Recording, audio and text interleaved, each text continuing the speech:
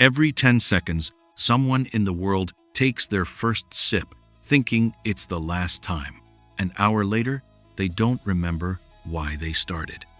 A year later, they don't remember who they were before. Why do we willingly drown ourselves in a glass, calling it salvation? Today, I will expose the truth that no society wants to acknowledge. Alcohol, the most legal drug in human history, the most socially acceptable means of self-destruction. Alcohol. It's glorified in movies, advertised on every corner, and people who don't drink are forced to justify themselves to those who do. But think about it. If alcohol really solves problems, why do billions of people return to the bottle again and again? Why does one glass of wine after work turn into two within a year? And within 5 years, into a daily necessity? Today, we won't discuss medical consequences. Any doctor can tell you about those. We'll dig deeper. We'll talk about why a person, having thousands of ways to cope with stress, chooses the one that destroys them, and why society encourages it. Welcome to Uncensored. There's no censorship here, no comfortable lies, only brutal truth. Let's start with the most important question. What is salvation? When a person is drowning, salvation is what pulls them to shore. When a person is depressed, salvation is what returns their will to live. When a person is stressed, salvation is what removes the cause of stress or gives them strength to overcome it. Now the question, does alcohol do this? No, alcohol doesn't solve a single problem. It postpones them, it masks them, it creates the illusion that problems have disappeared while you're drunk.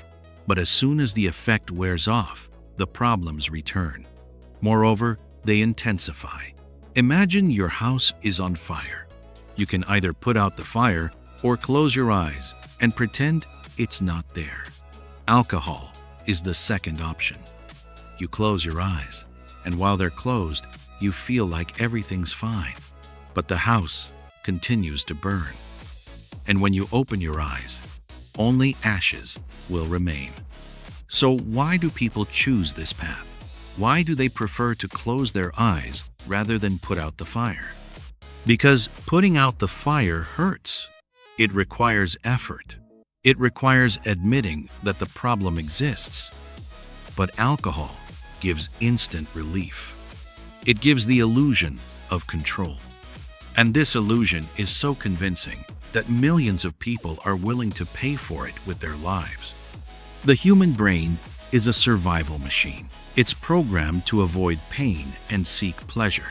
This is a basic instinct that helped us survive as a species. But in the modern world, this instinct has become a trap. When you experience stress, anxiety, loneliness, or pain, your brain screams, "Do something. Stop this immediately." And alcohol responds to this scream faster than anything else. The first sip, and within minutes, you feel warmth, relaxation. Your thoughts slow down. Problems seem less important. Social barriers disappear. You become bolder, more talkative, more confident. But here's what your brain doesn't understand. This isn't a solution. It's an escape. Psychologists call this avoidance behavior. Instead of facing the problem head-on, a person runs from it. And alcohol is the perfect means of escape because it works instantly. You had a fight with your partner? Drink, and you won't care. You hate your job? Drink, and tomorrow won't seem so scary. You feel lonely? Drink, and the illusion of connection at a bar will fill the void. But here's what's really happening. Every time you run from a problem, you make it stronger. Because the problem doesn't disappear, it accumulates. And with each escape, you believe less and less in your ability to handle it. It's a vicious circle. You drink to avoid pain, but alcohol itself creates new pain, physical, emotional, social. And to avoid this new pain, you drink even more. Now, let's talk about what makes alcohol particularly dangerous: social approval. If alcohol were illegal, if society condemned it, most people wouldn't even try it. But alcohol isn't just a legal substance, it's a cultural norm. Think about it. When was the last time you saw a movie where the hero deals with stress without alcohol? When was the last time you attended a corporate event without drinks? When was the last time you celebrated something important without a toast? We're programmed from childhood. We see our parents drink to relax. We see advertisements where successful, beautiful people hold glasses. We see movie characters drowning their sorrows after tragedy. And what do we internalize? That alcohol is normal, that it's part of adult life, that if you don't drink, you're weird. Moreover, society has created an entire system of rituals around alcohol. Drinking after work is unwinding. Drinking on a date is breaking the ice. Drinking at a party is having fun. Drinking alone is, wait, here, stigma appears. See the irony? Society encourages drinking in company, but condemns drinking alone, because drinking alone is a sign of a problem. But doesn't the problem start only when you're alone? No. The problem starts the moment you can't cope with life without alcohol. It doesn't matter if you're drinking at a bar with friends or at home on the couch. Okay, you might say, but why can some people drink moderately while others descend into alcoholism? The answer lies in brain biochemistry. When you drink alcohol, it affects several neurotransmitters simultaneously. Dopamine, the pleasure and motivation hormone. Alcohol sharply increases its level, creating a feeling of euphoria. GABA, the inhibitory neurotransmitter.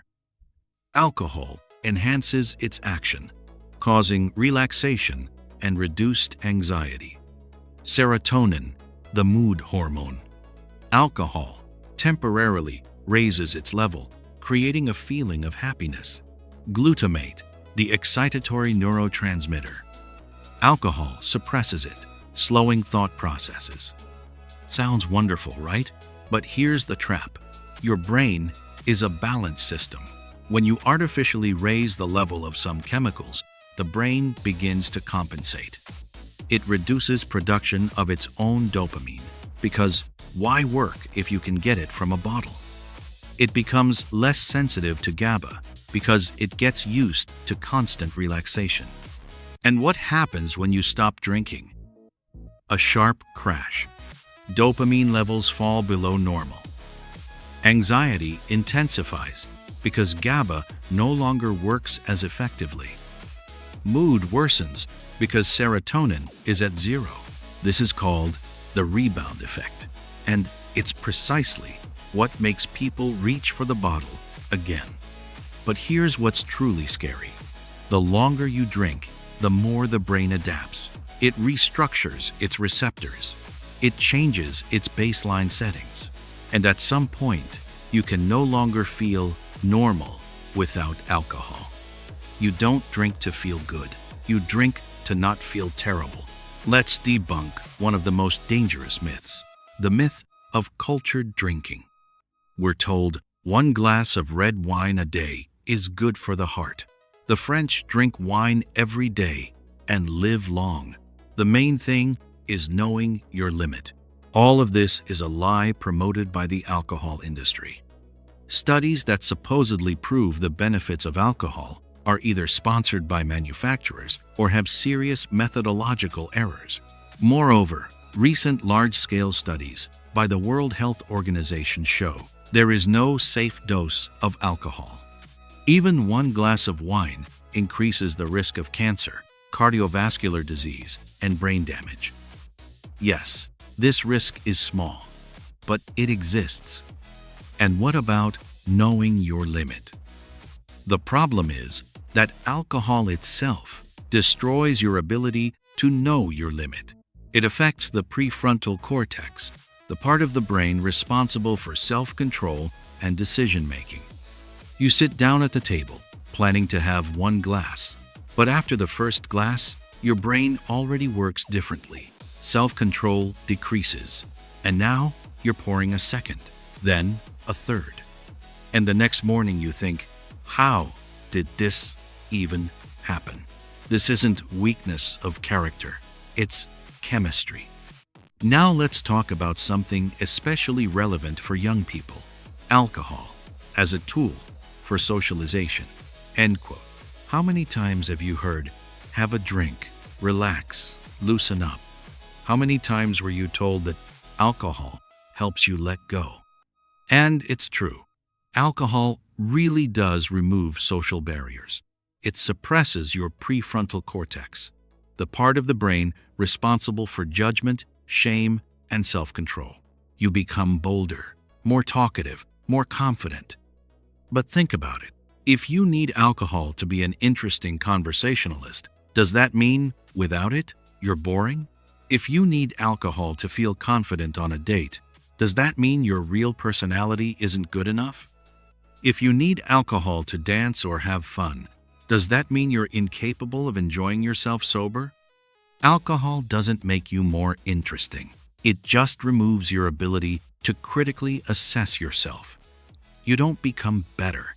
You just stop noticing how ridiculous you're acting. And here's what's truly dangerous. The more often you use alcohol as a social crutch, the harder it becomes to communicate without it. You lose the skill of natural communication. You begin to associate fun and relaxation only with a state of intoxication. And at some point you realize you can't go to a party sober. You can't talk to a stranger without a drink. Can't relax after work without a glass of wine. You say you've become a hostage to a substance that promised you freedom. One of the most terrifying reasons people drink is the desire to numb emotions. Pain, shame, anger, sadness, loneliness, fear. All these feelings are unbearable, and alcohol promises to remove them. And it really does, temporarily. But here's what people don't understand. Emotions aren't enemies. They're signals. Pain tells you something's wrong. Sadness tells you you've lost something important. Anger tells you your boundaries have been violated. Fear tells you you're in danger. When you numb emotions with alcohol, you don't solve the problem. You just turn off the alarm while the house burns.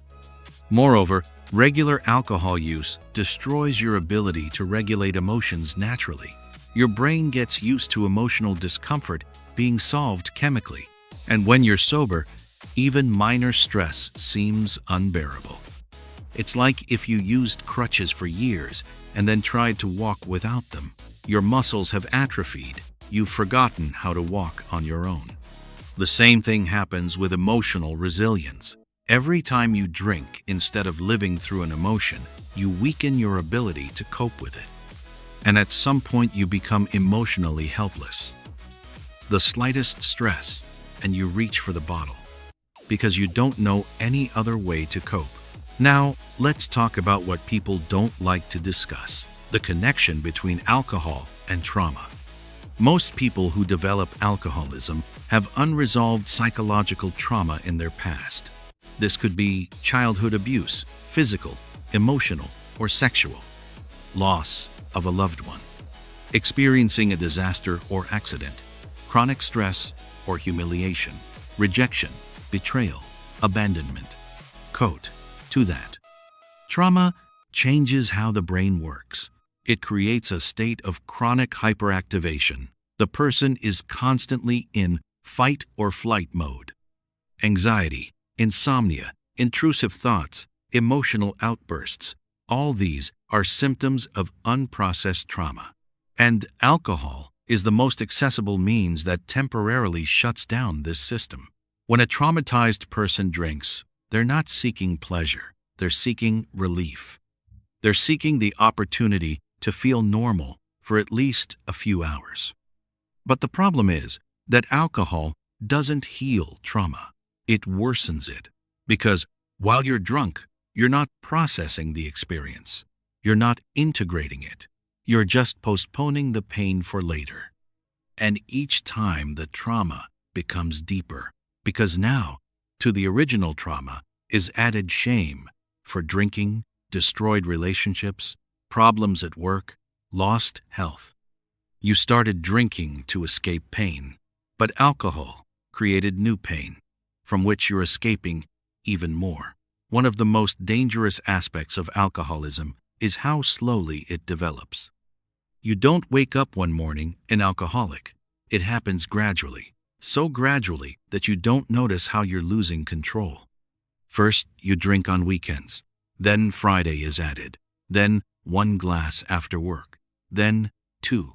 Then you start drinking alone. Then you start hiding how much you drink. Then you start lying to yourself. I can stop anytime. But can you? Here's a simple test. Try not drinking for 3 months.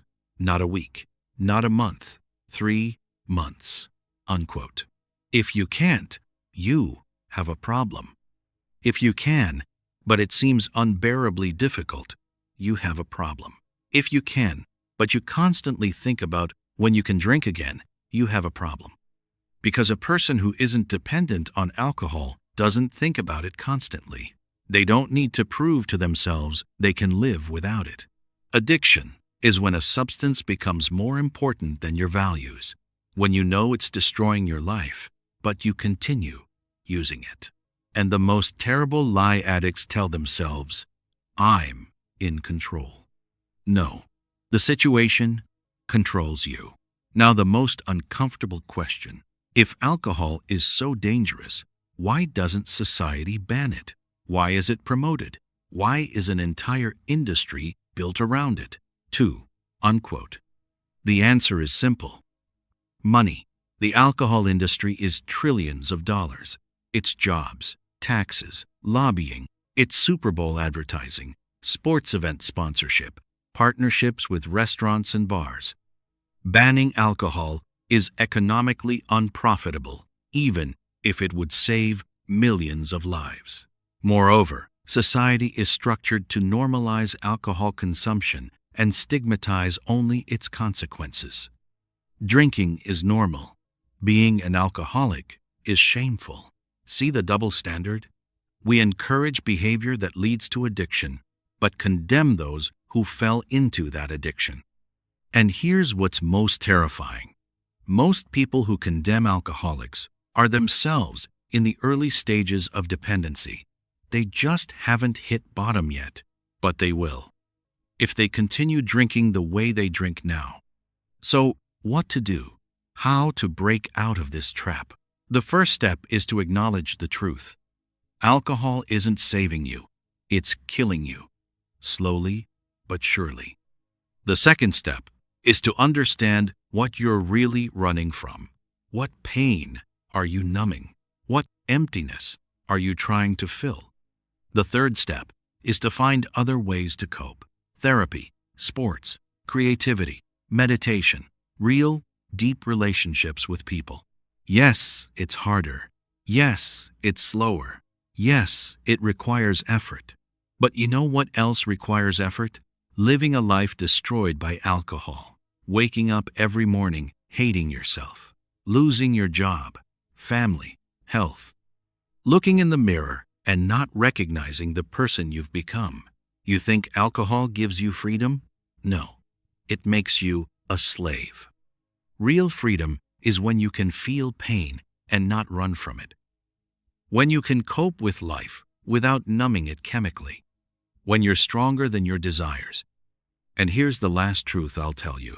If right now you're thinking, this isn't about me, if you're making excuses, getting angry, denying, and that's a sign it's precisely about you. Because a person who doesn't have a problem doesn't get defensive. They just continue living. So ask yourself, are you living? Or are you just running from life, calling it salvation? This was Uncensored, truth without filters. Subscribe if you're ready for more. The next question will be even more uncomfortable.